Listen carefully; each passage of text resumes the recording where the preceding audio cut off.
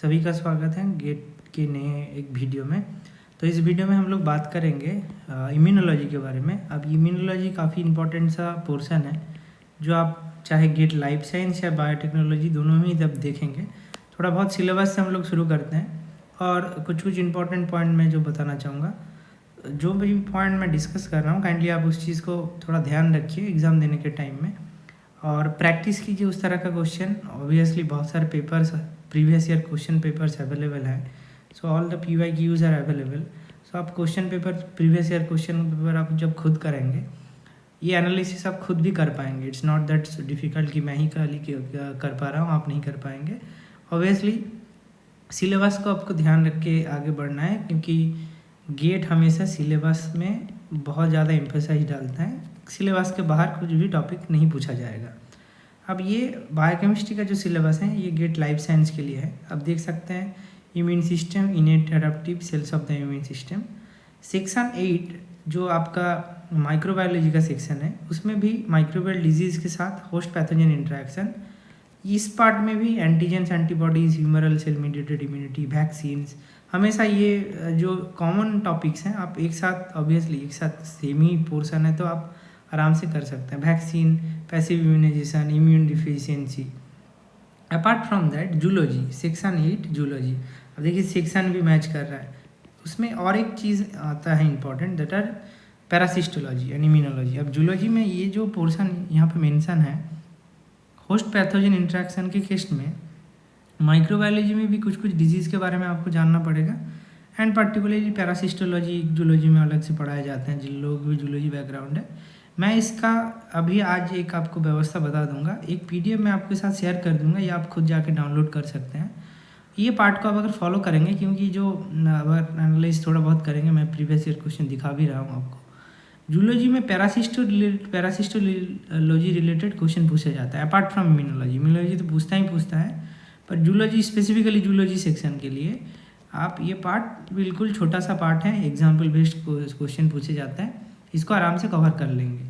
तो उसके बाद जो आपको ध्यान देना है दैट इज़ इम्यून टेक्निक के रिलेटेड, जैसे इम्यूनोलॉजिकल टेक्निक हो गया, immuno electrophoresis, RIA ELISA, flow cytometry, monoclonal antibodies and their application.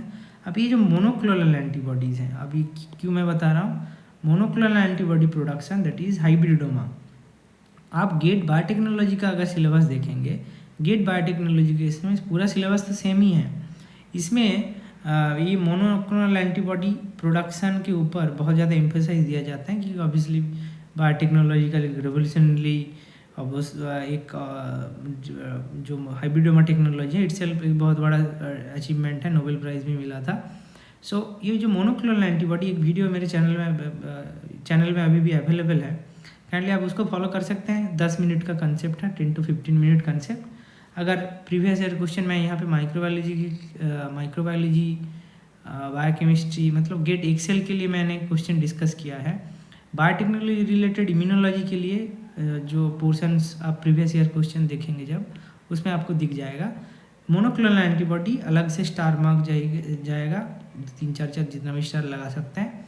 सो एक एक करके मैं क्या करूँगा, इम्यूनोलॉजी का मैं 2 पार्ट करूँगा। एक पार्ट में हम लोग बात करेंगे बेसिक्स ऑफ इम्यूनोलॉजी, जिसमें हम लोग आप कह सकते हैं विदाउट ये टेक्निक पार्ट को छोड़ के MHC तक हम लोग बात करते हैं। अब कैसे बात करेंगे, क्योंकि मैं ये पूरा पोर्शन को तो एक वीडियो ऑब्वियसली कवर किया नहीं जा सकता, इट्स वेरी ह्यूज, बहुत सारी चीज़ें हैं।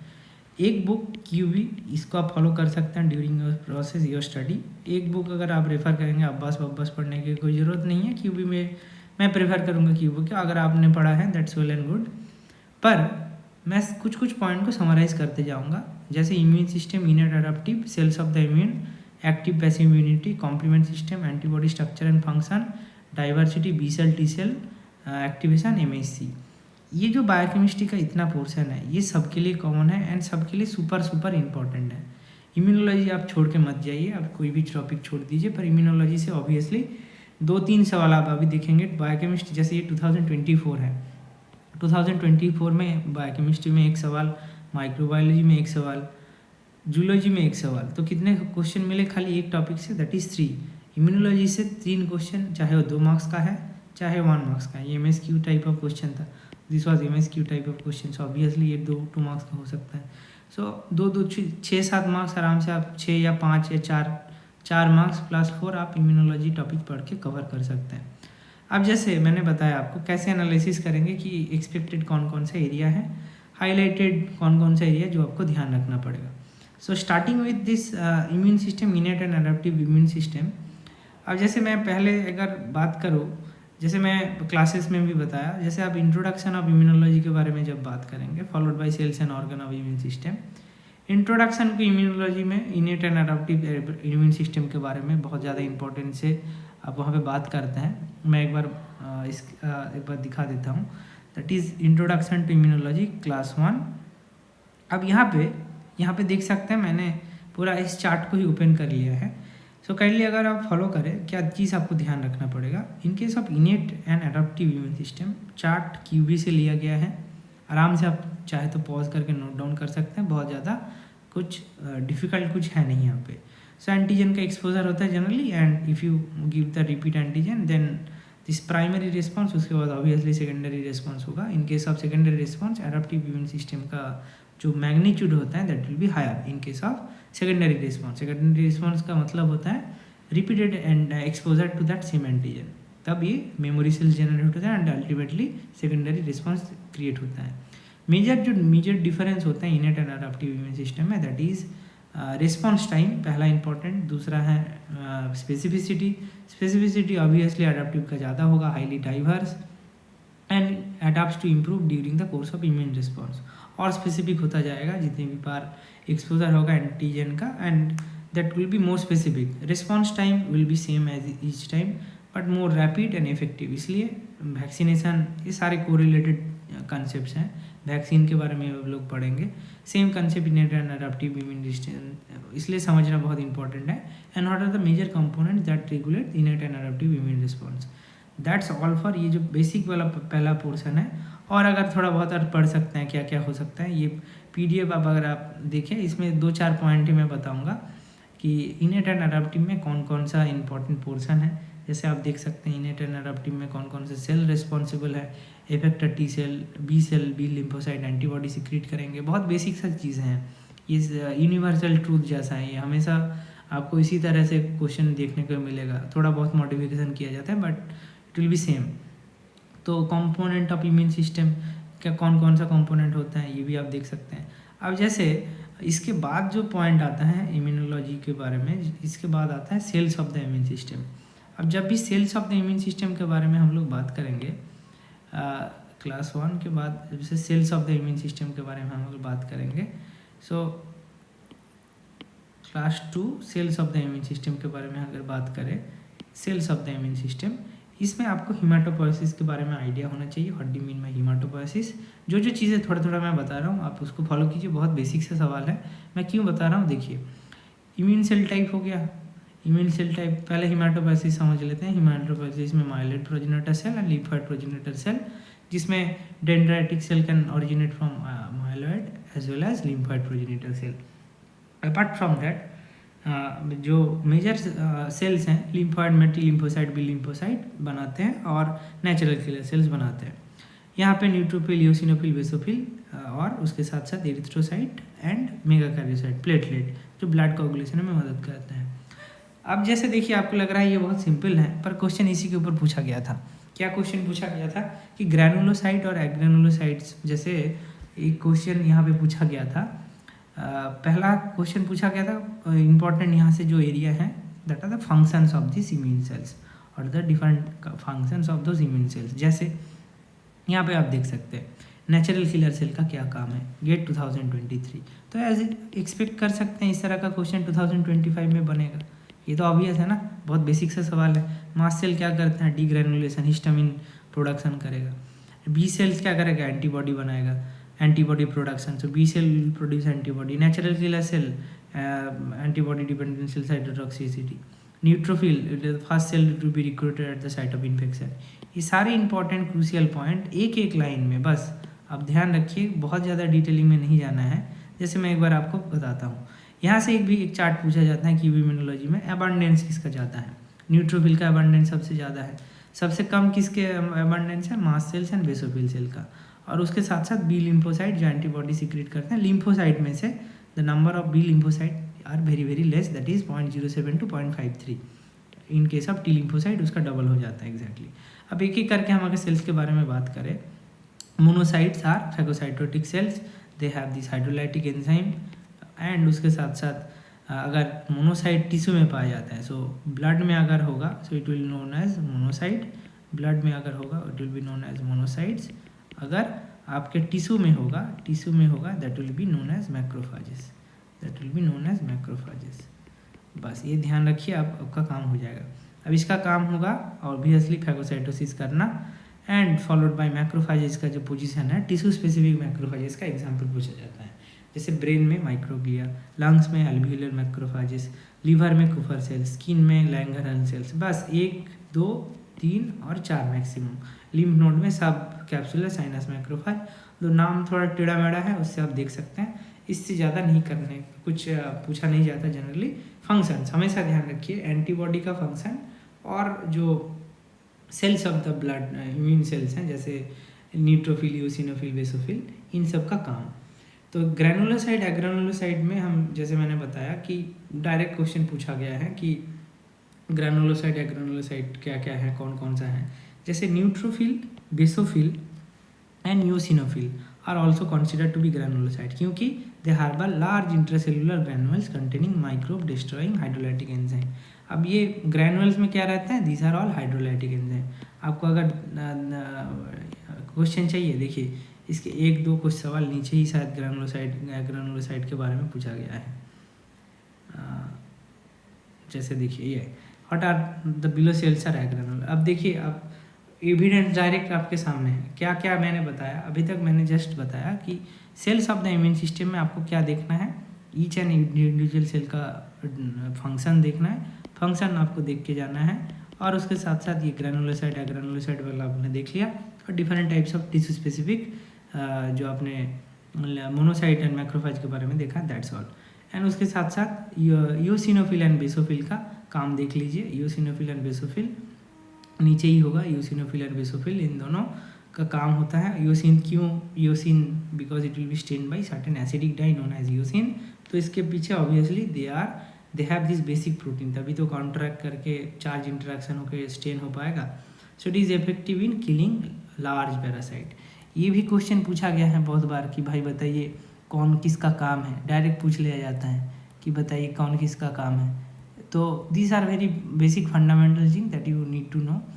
अब उसके बाद आता है आपका बेसोफिल। बेसोफिल का काम है inflammation, important part of inflammation, and it secretes heparin and vasoactive amines which are present in very low number. बस मास्ट सेल भी आपका German word mast meaning food और feed, which also contain heparin and histamine, and ultimately degranulation जब होता है then it releases certain compounds जो hyper sensitivity allergy reaction में आप लोग देखते हैं। तो ये पार्ट भी अब आपने जब भी देखा तो क्वेश्चन किसके बेसिस पे पूछा है, ग्रैनुलोसाइट के बारे में पूछा गया है। उसके बाद पूछा गया है कि सेल्स का फंक्शंस क्या है, natural killer cell, mast cell, neutrophil का। तो 2025 के लिए इंपॉर्टेंट पोर्शन है cells of the immune system. मतलब सिलेबस का इस पोर्शन का काम मैं आपको बता देता हूँ क्या पढ़ना है। Cells of the immune system से इसका फंक्शन देख के जाना है। समझ गया आई होप, बहुत इंपॉर्टेंट, मार्क कर लीजिए, आपको फंक्शन देख के जाना है cells of the immune system. और यहाँ पे इनेट एडेप्टिव का डिफरेंस आपको पता होना चाहिए। उसके बाद आता है, हम डायरेक्टली जाएंगे एंटीबॉडी स्ट्रक्चर एंड फंक्शन के बारे में। अब एंटीबॉडी स्ट्रक्चर एंड फंक्शन में बहुत पेटेंटेड 4-5 कॉन्सेप्ट आता है, मैं एक बार उसके बारे में थोड़ा बात कर लेता हूँ। तो स्ट्रक्चर ऑफ एंटीबॉडी मैं पहले एक बार एक डिफरेंस के हिसाब से मैं कंपेयर कर लेता हूँ क्या क्या क्या नोन फंक्शंस हैं, क्योंकि ये ही मतलब रिपीट होगा। जैसे देखिए ये IgG, IgM, IgA और IgD बहुत जो बेसिक पॉइंट्स हैं यहाँ पे मेंशन है, दैट विल बी सफिशिएंट। कौन प्लासेंटा को क्रॉस कर सकता है ना, प्लासेंटा को IgG क्रॉस कर सकते हैं। IgM को कैसा होता है, पेंटामरिक होता है। डाइमर कौन होता है, IgA। सो ईच कैरेक्टरिस्टिक से क्वेश्चन बन सकता है आराम से। अब फंक्शन, ये भी इंपॉर्टेंट पोर्शन है। सो फैगोसाइटोसिस में रोल प्ले करता है। उसके साथ साथ जैसे एलर्जी की रिस्पॉन्स में कौन काम करता है, दैट इज़ आईजी, इसलिए बहुत लो अबंडेंस में पाया जाता है। अब और क्या पूछा जा सकता है, जैसे सिक्रीशन सलाइवा टीयर्स में कौन सा एंटीबॉडी पाया जाता है, dimer J chain of polypeptide किस में पाया जाता है, that is your IgA and IgM में पाया जाता है। पेंटामरिक कंडीशन में आईजीएम रहते हैं। अब उसके साथ साथ देखिए, अब क्वेश्चन एक बार देखते हैं कैसा कैसे क्वेश्चन पूछा गया है। तो यहाँ पे जैसे देख सकते हैं most abundant class of immunoglobulin in serum is, तो immunoglobulin IgG will be the most abundant.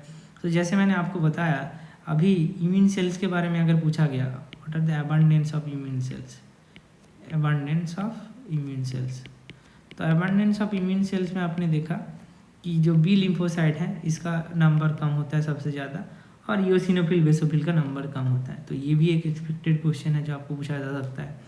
अब फॉलोड बाय इस तरह का अगर क्वेश्चन पूछ ले, और क्वेश्चन क्या पूछ सकता है, और क्वेश्चन पूछा जा सकता है सेकेंडरी रिस्पॉन्स इससे related, primary and secondary adversary response related. Antibody obviously IgG IgM बनता है पहले उसके ऊपर एक क्वेश्चन बनने का प्रोबेबिलिटी है, बना भी है।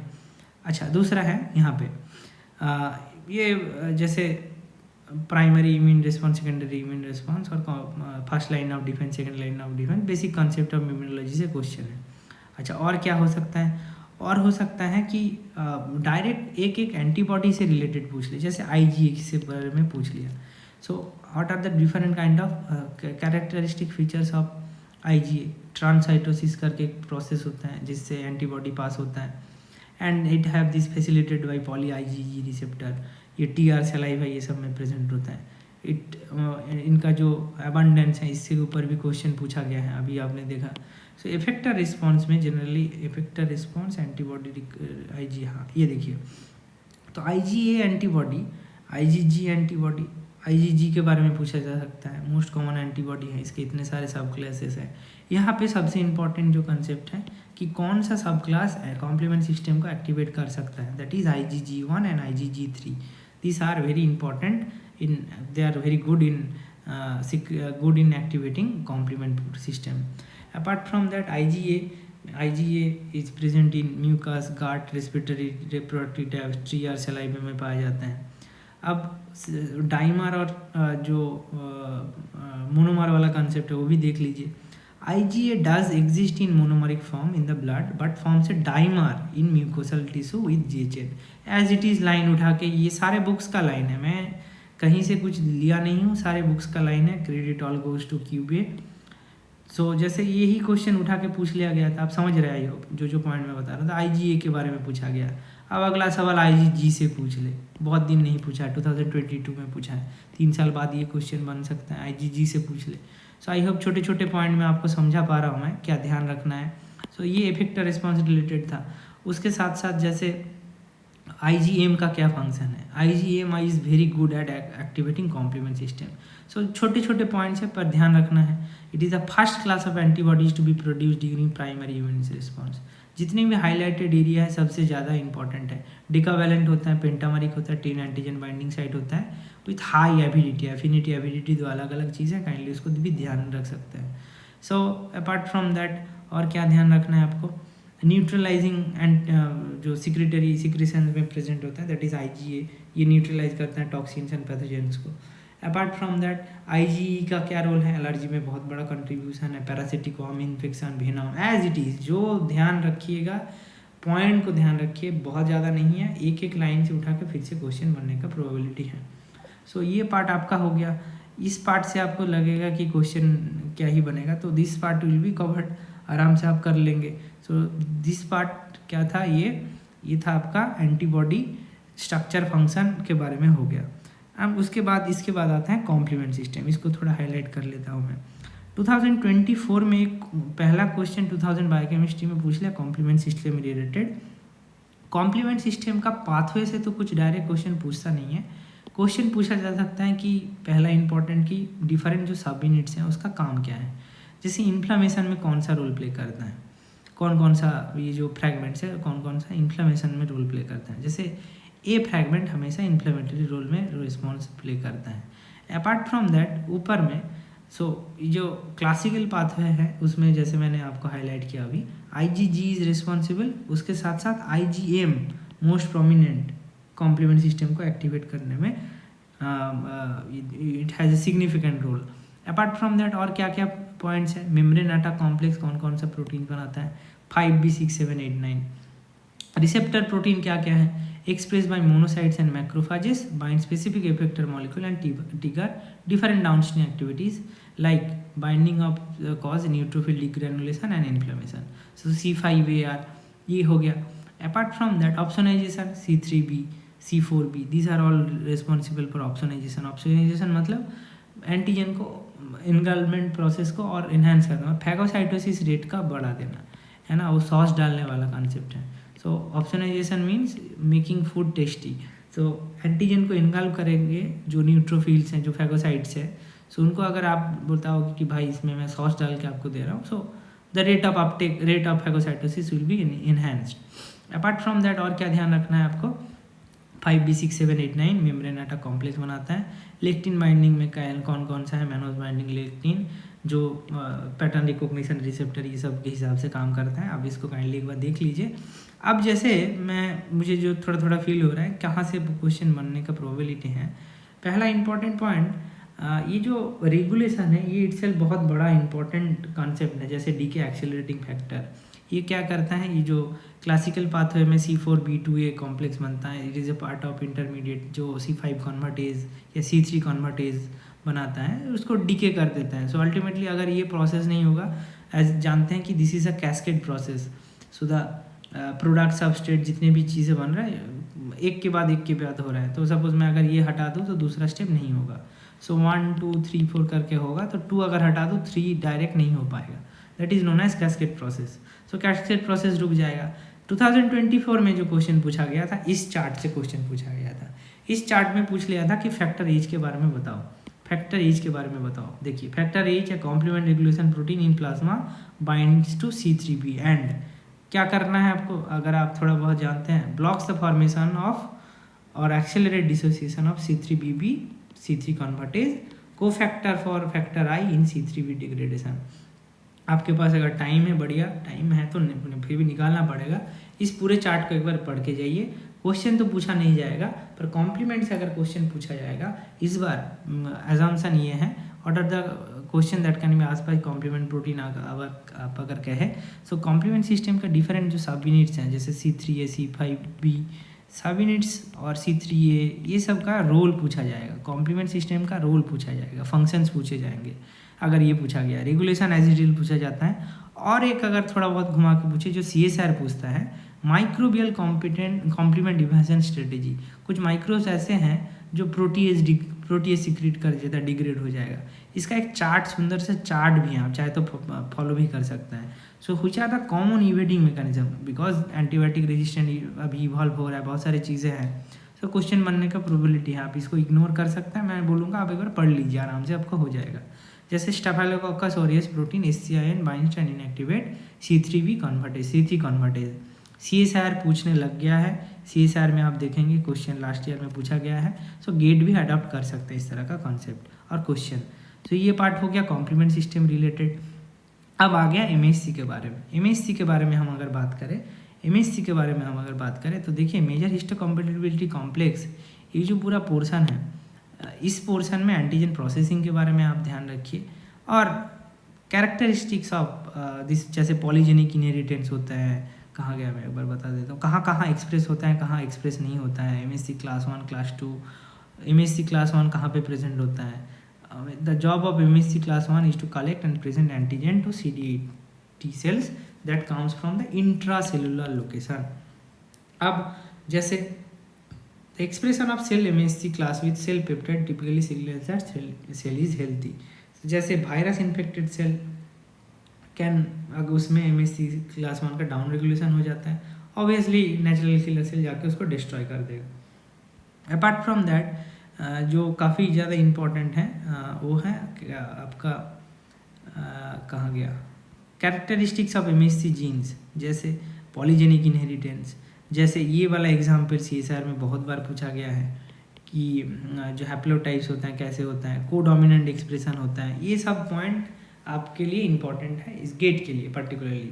सो codominantly express, haplotypes, there will be no crossing over, polymorphic होगा, एंड हैप्लोटाइप्स के concept, an individual one haplotype from mother and other is from father, 2 sets of allele homozygous heterozygous हो सकता है। एंड उसके साथ साथ cross over recombinant between gene is more unlikely, मतलब cross over नहीं होता। So it is a concept of haplotype. तो मेजर हिस्टोकम्पैटिबिलिटी कॉम्प्लेक्स एमएचसी के बारे में पहला इंपॉर्टेंट एमएचसी जीन के बारे में फंक्शंस मतलब कैरेक्टरिस्टिक्स पूछा जा सकता है। दूसरा है पाथवेज में, एक होता है इंट्रासेलुलर, एक होता है इंटरसेलुलर। इन दोनों पाथवेज में क्या क्या प्रोसेस होता है आपको एक बार देखना पड़ेगा। जैसे transport associated with antigen processing कहाँ पे रोल प्ले करता है, it is a part of endogenous pathways of antigen presentation. अब एंडोजिनस एंटीजन प्रेजेंटेशन कौन करता है, endogenous antigen presentation MHC class 1 करता है, जिसको साइटोसोलिक भी बोला जाता है। एक्सोजिनस एंडोजिन पाथवे एमएचसी क्लास 2 कराता है। यहाँ पे एक्सोजिनस एंटीजन प्रोसेस हो रहा है। सो बस पाथवेज को आप अगर देखिए, छोटे मोटे प्रोटीन्स के बारे में आप देख सकते हैं। ये छोटे मोटे जो प्रोटीन्स है, कैलनेक्सिन क्या है, कैलरेटिकुलिन क्या है, ERP57 कहाँ पाया जाता है, और जैसे क्लिप-1 जैसे ये कैलरेटिकुलिन टैपासिएट एसोसिएटेड PLC मॉलिक्यूल, और इम्यूनोप्रोटियोसोम का क्या काम है। That's all for MHC class 1, और आपको कुछ करना नहीं है यहाँ पे। अब आइए और सबसे ज़्यादा important portion, that is this, यहाँ पे मेंशन है इम्यून डिफिशियंसी।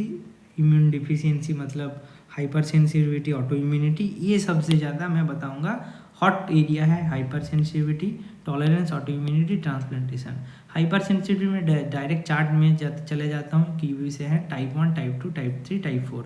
टाइप 1 में allergy and atopy related which is done by IgE। कौन सा antibody, direct as it is पूछ लेगा, IgM और IgG।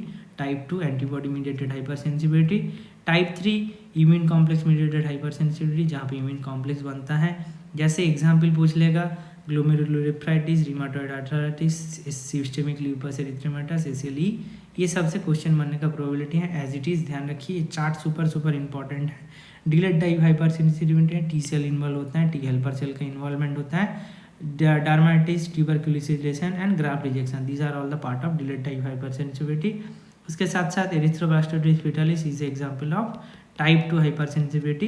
एंड जो आपका टाइप 1 हाइपर सेंसिटिविटी में मास सेल का डिग्रेनुलेशन हो जाता है। अपार्ट फ्रॉम दैट, ये जैसे एरिथ्रोब्लास्टोसिस फेटालिस को रोकने के लिए रोगाम करके एंटी-HR एंटीबॉडी दिया जाता है। बस ये ध्यान रखिए। सीरम सिकनेस, और एक चार्ट में बता देता हूँ, ये टाइप 3 हाइपर सेंसिटिविटी के डिफरेंट डिजीज है, ध्यान रखिए, पूछा जा सकता है। उसके साथ साथ और क्या ध्यान देखना है आपको, उसके बाद देखना है आपको auto immunity, auto immune disease. ये चार्ट बहुत ज़्यादा इंपॉर्टेंट है, चाहे आप गैट भी दीजिए, CVT PG दीजिए, गेट दीजिए, क्वेश्चन बनने का प्रोबेबिलिटी हमेशा बना रहता है।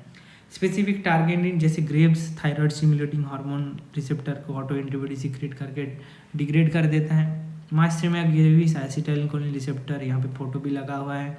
Muscle activation is inhibited in case of this myasthenia gravis. Multiple sclerosis किसके अगेंस्ट में, ब्रेन और व्हाइट मैटर के अगेंस्ट में एंटीबॉडी बना देता है। Rheumatoid arthritis, connected tissue, IgG auto antibody, और इम्यून कॉम्प्लेक्स जम जाता है, it cause inflammation. Systemic lupus erythematosus, जो इंपॉर्टेंट येलो कलर से हाईलाइटेड है उसको देखिए। DNA nuclear protein, RBC, platelet, memory यहाँ से बन जाता है। सो ये जो 3-4 पॉइंट मैंने बताया है, इसको ध्यान रखिए, आराम से आपको ये पॉइंट क्लियर हो जाएगा। उसके साथ लास्ट आता है ट्रांसप्लांटेशन, ऑटोग्राफ्ट, एलोग्राफ्ट, जेनोग्राफ्ट में क्या क्या डिफरेंस है। ये है स्कीमेटिक। ऑटोग्राफ मतलब from one part of the body to another same individual, इसमें रिजेक्शन का चांसेस नहीं है। Allograft between 2 different member of the same species, इसमें हो सकता है चांस। आइसोग्राफ में मोनोजाइगोटिक ट्विंस में, इसमें सबसे ज़्यादा एक्सेप्टेंस रेंज है। जेनोग्राफ में सबसे कम, ना के बराबर टिश्यू रिजेक्ट हो जाता है बिटवीन डिफरेंट स्पीसीज, इसलिए जेनो एक्स ऐसे याद रख सकता है। सो this is the part of hyper sensitivity और ऑटो इम्यूनिटी। उसके बाद आता है आपका वैक्सीन के बारे में हम लोग थोड़ा बात कर लेते हैं, दैट इज़ वैक्सीन के बारे में हम लोग बात कर लेते हैं। Distribution of disease, effector response. अच्छा, वैक्सीन कहाँ है, यहाँ पे वैक्सीन के बारे में बात कर लेते हैं क्योंकि वो भी बहुत इंपॉर्टेंट है। ये रहा आपका वैक्सीन के बारे में। हाँ, सो ये देखिए, ये है वैक्सीन का इंट्रोडक्शन। वैक्सीन में आप ध्यान रखिए, what are the characteristics of a good vaccine, सारे बुक में मिल जाएंगे आपको। लाइफ लॉन्ग इम्यूनिटी प्रोवाइड करेगा, इनएक्सपेंसिव होगा, it will generate immunological memory, and what are the key vaccines that are developed live attenuated purified macromolecule में toxoid subunit, बहुत basic सा ही है, बहुत 3-4 नाम आप याद रख सकते हैं। कॉलेरा में आते हैं inactivated vaccines, measles mums rubella Sabin, साल कैन सैबिन में साल का आता है इनएक्टिवेटेड और किल्ड, लाइव एटेन्यूएटेड में आता है सैबिन वैक्सीन।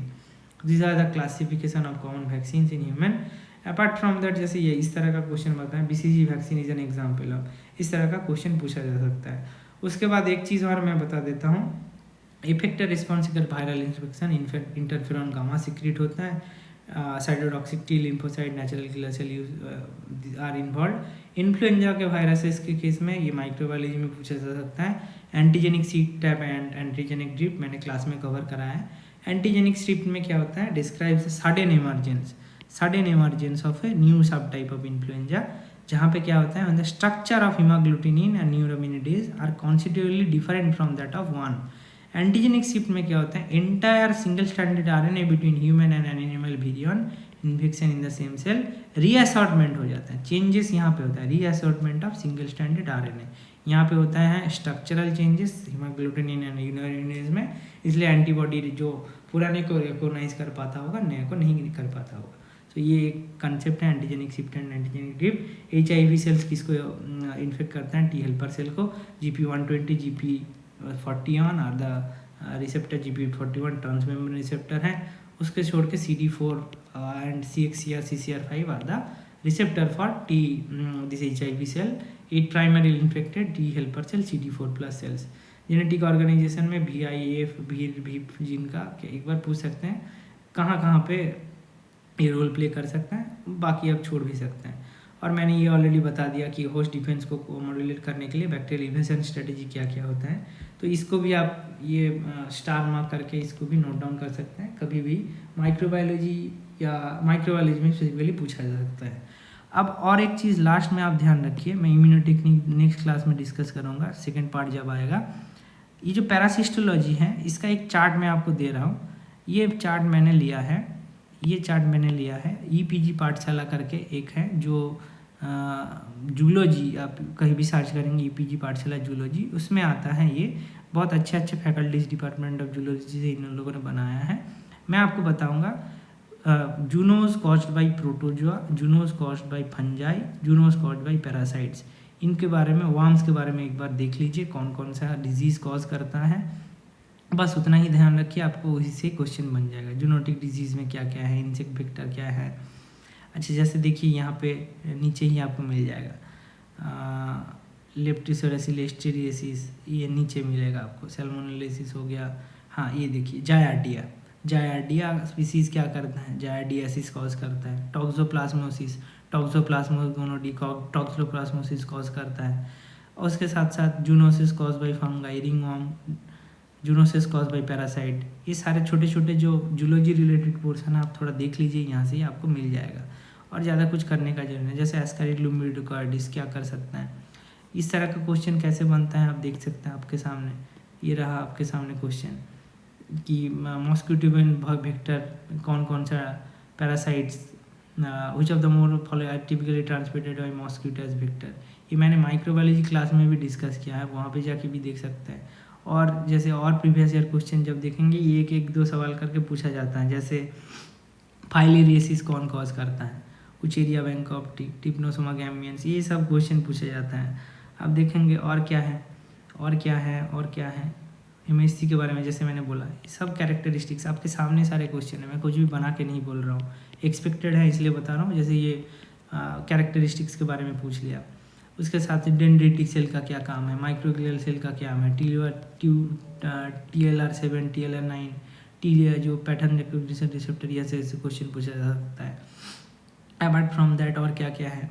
और अच्छा, पहले और एक चीज़ पूछा जा सकता है, ये जो IgG का 4 चेन है, तो प्यूरिफाइड मोनोक्लोनल IgG व सब्जेक्ट टू इलेक्ट्रोफोरेसिस, कितने बैंड्स विजिबल होंगे। तो HDS पे प्रोटीन हम सेपरेट कर सकते हैं इसमें। जैसे IgG डाइमर, IgG क्या है, मोनोमरिक होगा, डाइमर नहीं होगा। 4 चेन, 2 हेवी 2 लाइट, तो कितने बैंड दिखेंगे, 2 ही बैंड दिखेंगे। The number of bands visible in reducing HDS page, native page में जो डाइसल्फाइड बॉन्ड है वो रिड्यूस नहीं होगा। आइसोइलेक्ट्रिक फोकसिंग, एक ही बैंड दिखेगा, एक ही जगह पे ये होगा। सो आइसोइलेक्ट्रिक क्रॉसिंग में 1 होगा, रिड्यूसिंग में 2 होगा, नेटिव पेज में 1 होगा, 2 1 2 ऐसे हो सकता है। तो इस तरह का क्वेश्चन एक बन सकता है। सो ये जो पूरा पार्ट है मैंने आपको थोड़ा थोड़ा करके बताया है, और बहुत सारे चीज़ें हैं, मैं एक क्लास में तो नहीं बता पाऊँगा। नेक्स्ट क्लास में मैं और कुछ चीज़ों के बारे में बताऊँगा, effector response, cells of the immune system, ये कुछ पॉइंट्स मैंने आपको बताया है। अपार्ट फ्रॉम दैट रिसेप्टर क्या क्या है, जैसे टोल लाइक रिसेप्टर, यहाँ से क्वेश्चन बनता है। जैसे सिंगल स्ट्रैंडेड आरएनए को रिकॉग्नाइज करता है टोल लाइक रिसेप्टर, इसके बहुत सारे types of toll like receptor हैं, उसके बारे में थोड़ा ध्यान रखिए। सो आज हम लोगों ने जो बात किया उसको मैं एक बार समराइज कर देता हूँ। देखिए इसका और 1-2 पार्ट करना चाहिए, नहीं तो आप कंफ्यूज हो जाएगा। आज थोड़ा थोड़ा जो पॉइंट मैंने बताया उसको ध्यान रखिए। तो पहले मैंने बताया कि जो immune system innate adaptive immune, जो innate and adaptive immune system है, innate and adaptive immune system है, इसके बारे में मेजर डिफरेंस आपको पता होना चाहिए। एंटीबॉडी का फंक्शंस, डिफरेंट एंटीबॉडी का functions, cells, different immune cells का फंक्शन, इम्यून सेल्स के functions for 2025 that are important in 2025। ठीक, इम्यून सेल का फंक्शन हो गया, उसके साथ साथ कॉम्प्लीमेंट सिस्टम पढ़ लीजिएगा। कॉम्प्लीमेंट सिस्टम जो हो गया अभी इस वीडियो में, उसके बारे में हम बात। Complement system, immune cell function, active passive immunity में क्या डिफरेंस है, antibody structure and function, and MHC major histocompatibility complex. So 1 2 3 4 5 topic आप पढ़िए, बाकी नेक्स्ट क्लास में हम लोग डिस्कस करेंगे और अच्छे से। ठीक है, चलिए मिलते हैं अगले क्लास में, इम्यूनोलॉजी का अगले क्लास में। यही जूलॉजी वाला पोर्शन है। नेक्स्ट क्लास में हम और कुछ टॉपिक्स लेके आएंगे apart from immunology. Microbiology almost complete हो चुका है, और अगर आपको देखना है और कोर्स, हमारे कोर्सेज के बारे में आपको थोड़ा बता देता हूँ मैं। माइक्रोबायोलॉजी का अलग से सेक्शन में इम्यूनोलॉजी पूरा मिल जाएगा। So those who people who are targeting microbiology, get microbiology, उसमें आप इम्यूनोलॉजी भी कवर हो जाएगा आराम से। वीडियोज़ ऑलरेडी अपलोडेड है, प्रैक्टिस सेशन भी अवेलेबल है, तो आप जाके चेक इन कर सकते हैं। ये सारे नोट्स प्रेजेंट हैं, उस कोर्स में इंक्लूडेड है। ठीक, सो ये भी मैंने हम लोगों ने बात कर लिया। और जाते जाते और एक चीज़ बता देता हूँ, एंटीजन एंटीबॉडी रिएक्शन। एंटीजन के साथ एंटीबॉडी जो रिएक्ट करेगा, these are all non covalent type of reaction. अब जैसे QB का इम्यूनोलॉजी आप अगर बुक खोलेंगे, तो इम्यूनोलॉजी का अगर 6th एडिशन अगर खोलेंगे, तो अब अगर सिंपली आप कोई भी चैप्टर अगर देखेंगे antigen antibodies, antigen antibody interaction, so यहाँ पे मैं इस बुक को क्यों फॉलो करता हूँ, इसमें बहुत बेसिक से चीज़ें हैं, बहुत अच्छे से दिया गया है। यह देखिए, एक होता है पेपाइन डाइजेशन, दूसरा होता है पेप्सिन डाइजेशन। सो पेप्सिन डाइजेशन में, पेपाइन डाइजेशन में 2 अलग अलग fragment, 2 FEB fragment, 1 FC fragment, यहाँ पे FEB² ऐसे टाइप फ्रैगमेंट बनता है, एंड FC फ्रैगमेंट्स बनते हैं। सो ये एक हो गया। एंटीजन के साथ एंटीबॉडी का जो इंटरेक्शन होता है, these are all non covalent type of interaction, जैसे हाइड्रोजन बॉन्ड, उसके साथ साथ वैन डर वाल इंटरेक्शन, ये सब प्रेजेंट होता है। ठीक, सो ये भी एक क्वेश्चन बनता है, नीचे आपने देखा भी होगा, और यहाँ पे पिक्चर भी लगा हुआ है। ये जैसे देखिए, poly IgG receptor dimeric IgA है, ये सिक्रेटरी IgA बन रहा है। सो एंजाइमेटिक क्लीवेज होगा, निकल जाएगा। So this is a secretory component. तो इसका भी एक बैंड आता है, J चेन का भी एक बैंड आता है। तो IgA heavy chain, 2 heavy chain, 2 light chain, एक सिक्रेटरी कंपोनेंट, एक J चेन ऑफ पॉलीपेप्टाइड। तो 4 बैंड दिखने के लिए मिलेगा आपको। इस तरह का क्वेश्चन पूछा जा सकता है। ठीक है, और क्या, एंटीजन एंटीबॉडी इंटरेक्शन, यहाँ पे भी आपको वही हाइब्रिडोमा वाला कंसेप्ट भी मिल जाएगा। तो QB 6th edition is almost very important portion, आप ये भी नोट डाउन करके रख सकते हैं। QB का आप जो बुक पढ़ेंगे, QB 6th एडिशन देखिए, ऑब्वियसली 7th 8 तीनों को एक बार देख लीजिए। 6th एडिशन में बहुत सारी चीज़ें जो है 7th और 8 में हटा दिया गया है, तो 6th एडिशन को आप बैकअप के हिसाब से रख सकते हैं। कुछ इंपॉर्टेंट पॉइंट आपको यहाँ पे भी मिल जाएगा। ठीक है, तो आई होप ये कुछ पॉइंट्स मैंने जो बताया है, पूरा तो एक्सप्लेन नहीं कर पाऊँगा, sorry for that, but most of the things मैंने 5-6 टॉपिक्स जो बताया है, काइंडली आप उसको देखिए, आपने जो पढ़ा है उसके साथ मैच करके देखिए। दिक्कत है तो मुझे पूछ सकते हैं, आराम से कमेंट्स में मैसेज करके भी पूछ सकते हैं। तब तक के लिए नेक्स्ट वीडियो में हम लोग मिलते हैं, तब तक के लिए थैंक यू, धन्यवाद।